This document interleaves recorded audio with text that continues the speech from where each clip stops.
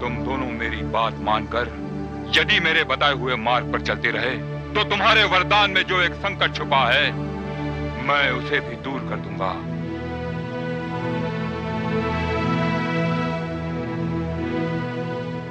चलिए गुरुदेव, दानव लोग आपकी प्रतीक्षा कर रहा है। नहीं नहीं, ये नहीं हो सकता, नहीं हो सकता। ये तो बहुत ही अशुभ समाचार है। असुर कुल गुरु शुक्राचार्य को शुंभ और निशुंभ अपने साथ ले गए हैं। मुझे भय है वरुण देव कि वे अब शुंभ और निशुंभ का वध नहीं होने देंगे।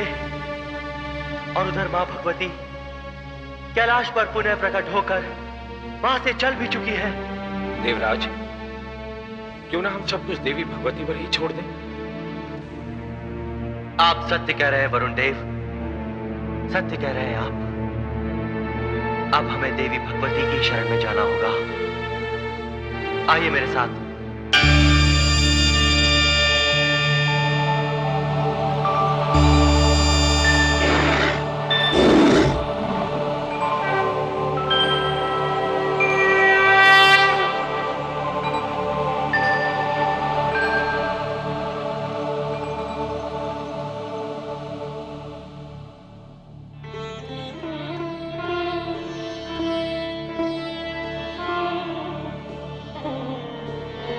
हे भगवती, हे परमेश्वरी, आपके दूसरी बार अवतरित होने पर हमें यह आशा हो चली थी कि हमारे सुख के दिन पुनः लौट आएंगे।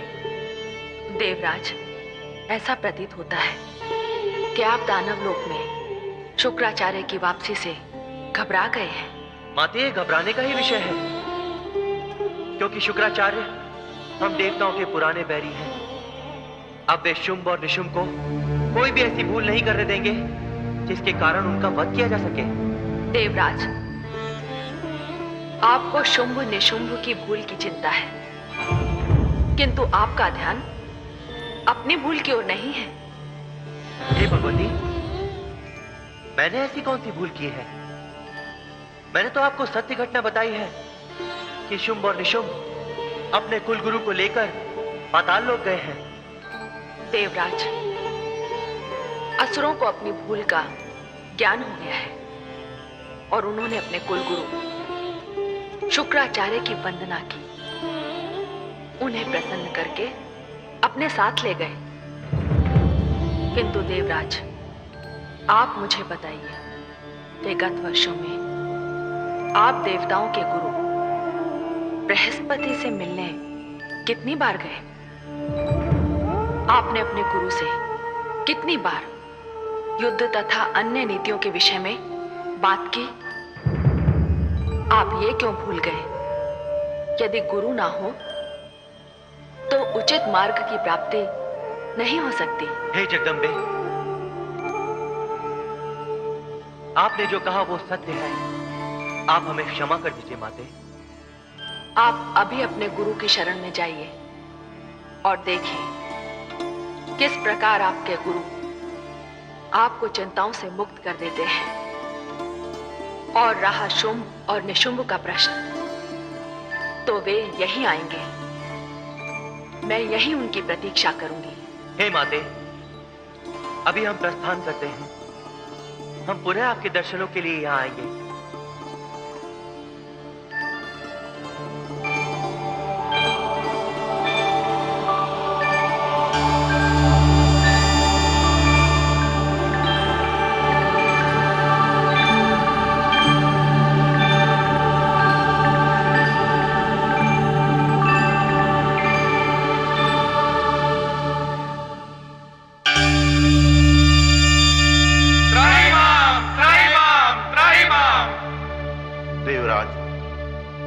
वरुण देव तथा अन्य देवगण, क्या बात है?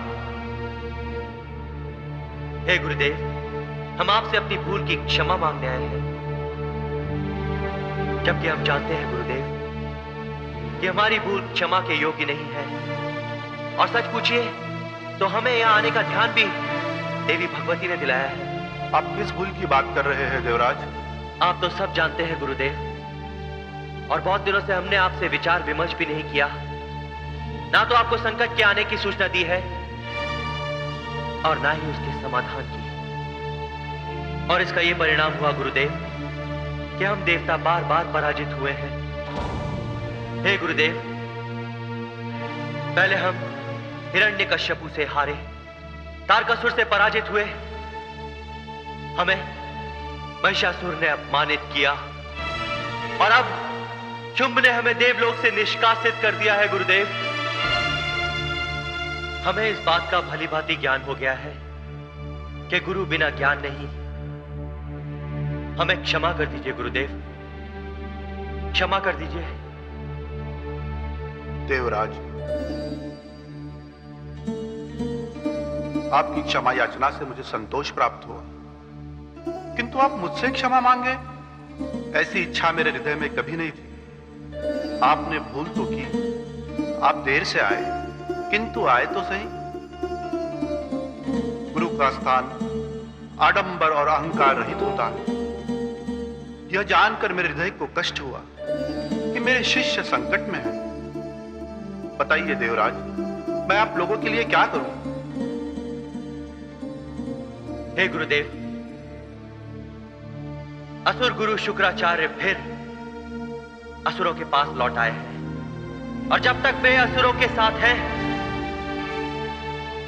तब तक शुंभ और निशुंभ कोई भी ऐसी भूल नहीं करेंगे जिसके कारण उनका वध किया जा सके। मैं समझ गया देवराज, आपकी चिंता का कारण दानवराज शुंभ नहीं, गुरु शुक्राचार्य है।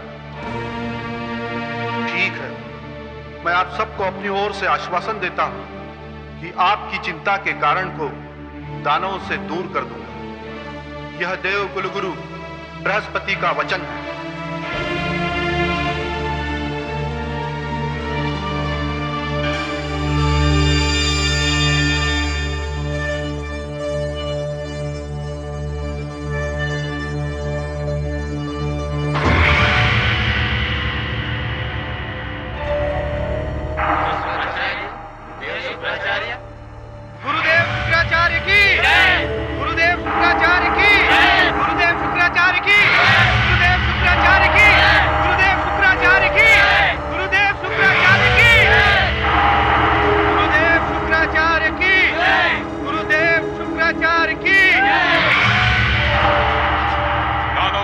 शुंभ की, दानव वीर निशुंभ की, महाबली चंड और मुंड की। हे दानव सम्राट, कृपया सिंहासन ग्रहण कीजिए।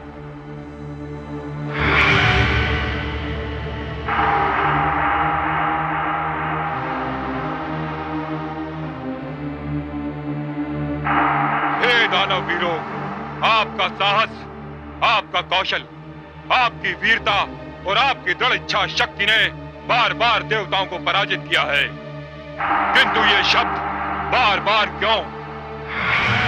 आपने कभी इस पर ध्यान दिया कि हर बार कोई दिव्य शक्ति दानवों को पराजित कर फिर पाताल लोक भेज देती है।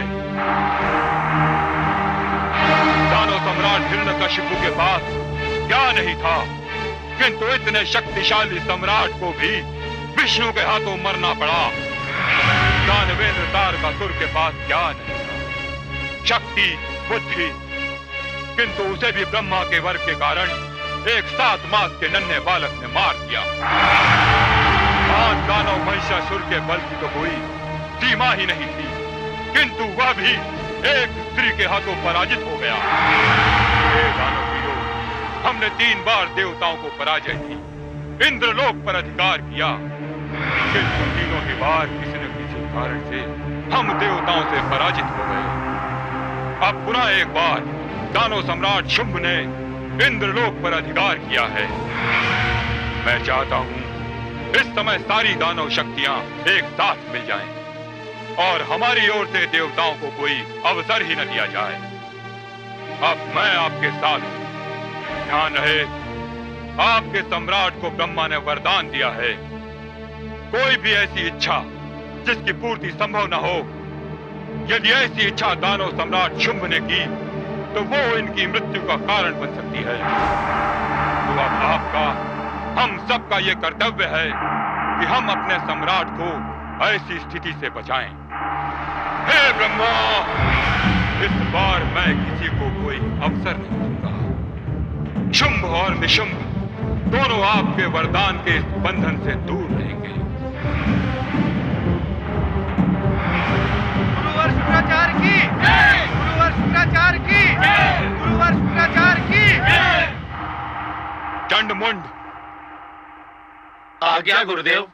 नगर में घटने वाली छोटी सी छोटी घटना की सूचना तुम मुझे दोगे। जो आज्ञा गुरुदेव। और मैं सारे सभासदों से भी यही बात कहना चाहता हूं कि राज्य में घटने वाली प्रत्येक घटना की सूचना मेरे पश्चात महाराज शुंभ को दी जाए। हे दानव सम्राट, क्या आप मेरे इस विचार से सहमत हैं?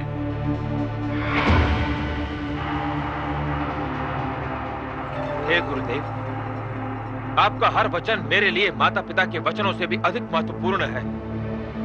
मैं आपके हर वचन का पालन करूंगा।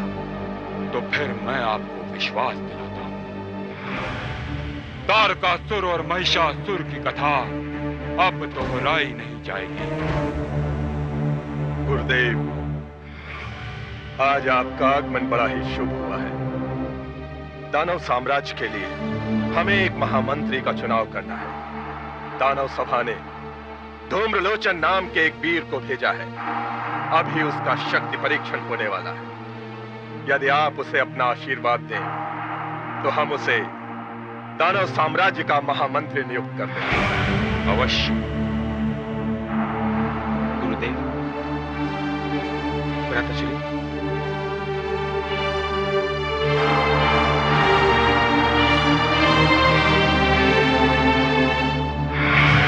धूम्रलोचन को प्रस्तुत किया जाए।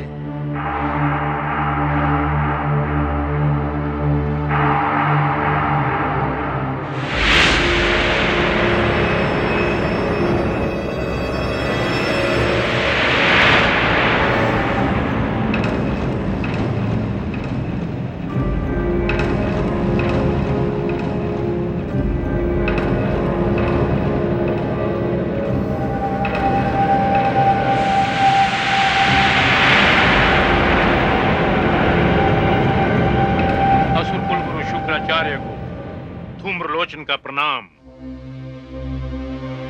महाराज की जय हो। महाराज, मैं आपका अधिक समय नहीं लूंगा।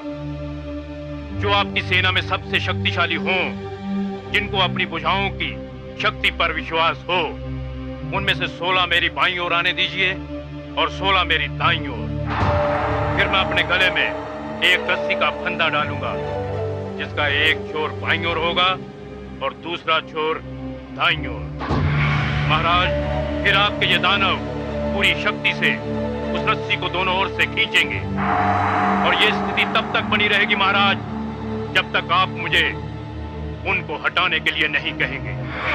आहा, अद्भुत।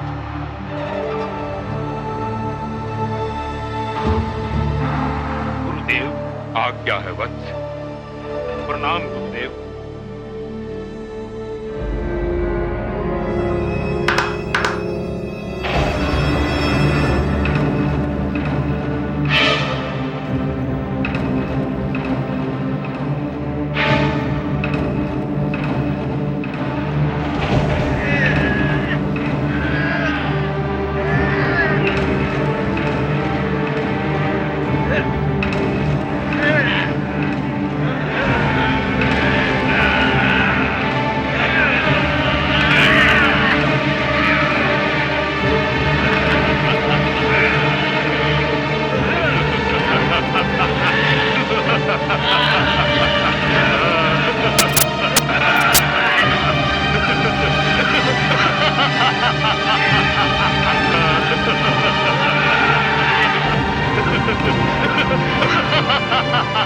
बस करो, अब धूम्रलोचन की बारी है।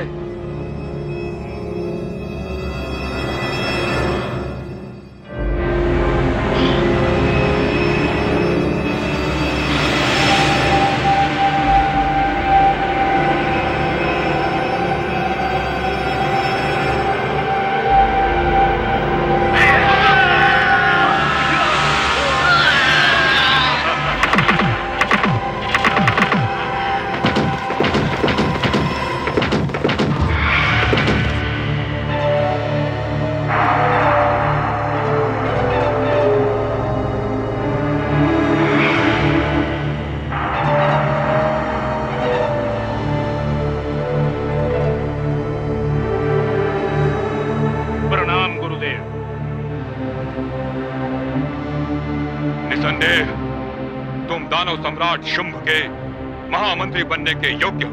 जो आज्ञा गुरुदेव।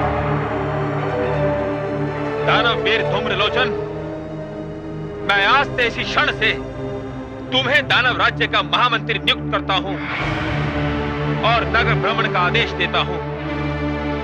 जाओ और जाकर कुछ विशेष दिखाई दे तो मुझे उसकी सूचना दो। जो आज्ञा महाराज।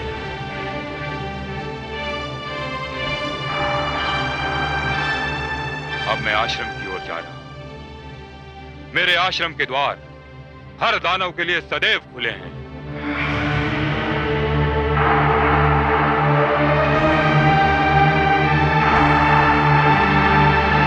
गुरुदेव शुक्राचार्य की जय। गुरुदेव शुक्राचार्य की जय। गुरुदेव शुक्राचार्य की जय। गुरुदेव शुक्राचार्य की जय। गुरुदेव शुक्राचार्य की जय।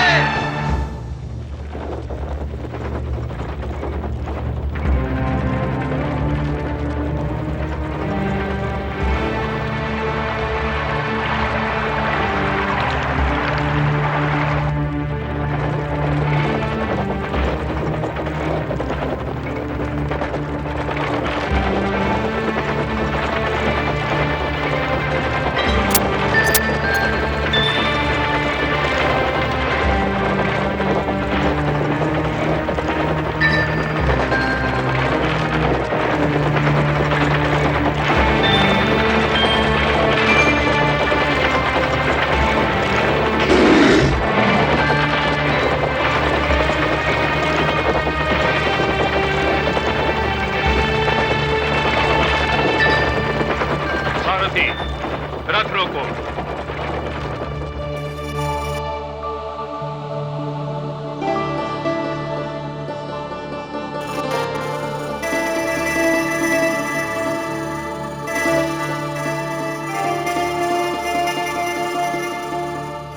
किसी श्रृंगारिक कवि की कविता जहां समाप्त होती है वहां से इस महासुंदरी के रूप की कथा आरंभ होती है। मैं सोच भी नहीं सकता कि कोई स्त्री इतनी सुंदर हो सकती है।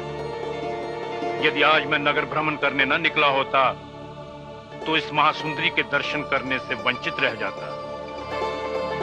चलो चलकर अपने महाराज के समक्ष इसके रूप की प्रशंसा करता हूं, क्योंकि ऐसे सौंदर्य के अधिकारी तो केवल हमारे महाराज शुंभ असुरकुल नंदन ही हो सकते हैं। किंतु महामंत्री जी, असुर सम्राट को सूचना देने से पहले गुरुदेव शुक्राचार्य को इसकी सूचना देनी चाहिए। यह उनका आदेश है कि इस नगर में कोई भी नया प्राणी आए तो उसकी सूचना उन्हें सबसे पहले मिलनी चाहिए। क्यों? इसकी क्या आवश्यकता है? आवश्यकता है महामंत्री जी। असुर कुल गुरु को देवताओं के छल का कोई संदेह होता है, इसलिए हम सबने उन्हें वचन दिया है कि इस नगर में घटने वाली किसी भी घटना का वर्णन हम सबसे पहले गुरुदेव शुक्राचार्य के समक्ष करेंगे। तो ठीक है, मुझे कोई आपत्ति नहीं। सबसे पहले गुरुदेव के आश्रम चलते हैं। सारथी, रथ घुमाओ।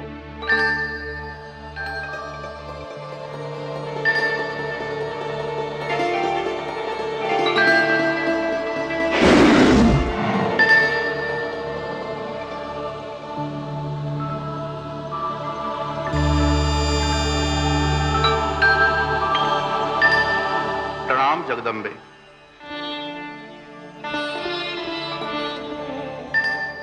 आइए देवगुरु। हे जगदम्बे, आपको कोटिशा धन्यवाद। देवगुरु, धन्यवाद का कारण? आपने जब देवताओं को मेरा स्मरण करवाया तब वे मेरे पास आए। इसमें धन्यवाद की क्या आवश्यकता थी? हे देवगुरु, मैंने तो उन्हें उनका कर्तव्य स्मरण करवाया। वे आपके पास आए, इसीलिए उनकी रक्षा हो जाएगी। और इस समय आपके मेरे पास आने का कारण भी तो यही है। महामंत्री धूम्रलोचन ने मुझे देखा और अब वो असुर सम्राट शुंभ को मेरी सुंदरता के बारे में बताना चाहता है, किंतु असुर सम्राट को सूचना देने से पहले वो असुर गुरु शुक्राचार्य के पास जा रहा है। वो यदि वहां पहुंच गया। नहीं जगदम्बे, वो वहां नहीं पहुंचेगा। आपकी इच्छा के विरुद्ध इस संसार में कुछ भी नहीं हो सकता। मुझे आज्ञा दीजिए।